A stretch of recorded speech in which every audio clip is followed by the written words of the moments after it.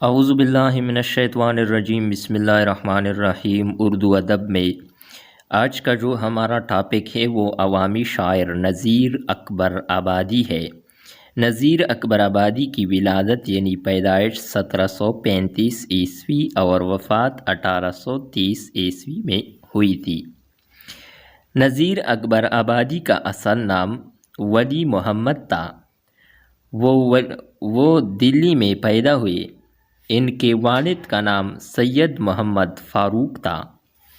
نذیر پیشے کے لحاظ سے معلم تھے۔ معلم مطلب استاد۔ انہیں عوامی شاعر کہا جاتا ہے۔ موجودہ دور کے نقاد انہیں پہلا ترقی پسند شاعر تسلیم کرتے ہیں۔ انہوں نے دنیا کو جس حقیقت پسندانہ نظر سے دیکھا ہے، اس کی مثال اردو شاعری میں نہیں ملتی۔ ان کے مشاہدے میں گہرائی اور تجربے میں وسعت تھی۔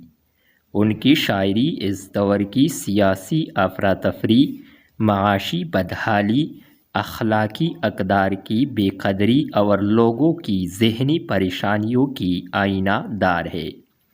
وہ مقامی زندگی کی عکاسی کرنے میں بے مثال ہے۔ ان کا کلام اردو شاعری میں ایک منفرد حیثیت رکھتا ہے۔ انہوں نے جو کچھ اپنے ماحول میں دیکھا، اس کی بے لاگ عکاسی کی ہے۔ وہ نظم کے شاعر ہیں مگر غزلیں بھی لکھی ہیں۔ منظر نگاری ان کے کلام کی نمایاں خوبی ہے۔ نذیر کا کلام پڑھنے سے ان کے زمانے کی سچی تصویر نگاہوں کے سامنے آ جاتی ہے۔ مذہبی تہوار ہوں یا میلے، بندر والے کا تماشا ہو یا ریچھ والے کا، سماجی محفلیں ہوں یا شادی بیاہ کی مجلسیں، پتنگ بازی، کبوتر بازی، جوانی، بڑھاپا، لڑکپن، غرض ہر موضوع پر خوب لکھا ہے۔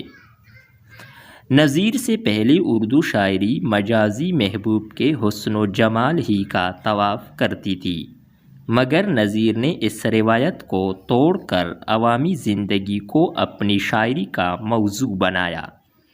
ان کا ذخیرہ الفاظ بہت وسیع اور ان کی زبان عوامی ہے۔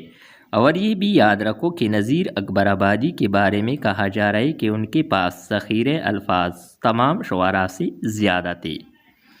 آخری عمر میں ان پر فالج کا حملہ ہوا، جس سے اگست 1830 عیسوی کو فوت ہوئی۔ کلیاتی نذیر ان کے کلام کی یادگار ہے۔ یہ تھی ہماری آج کی ویڈیو عوامی شاعر نذیر اکبر آبادی کے حوالے سے۔ نیکسٹ ویڈیو کے ساتھ دوبارہ ملتے ہیں۔ خدا حافظ۔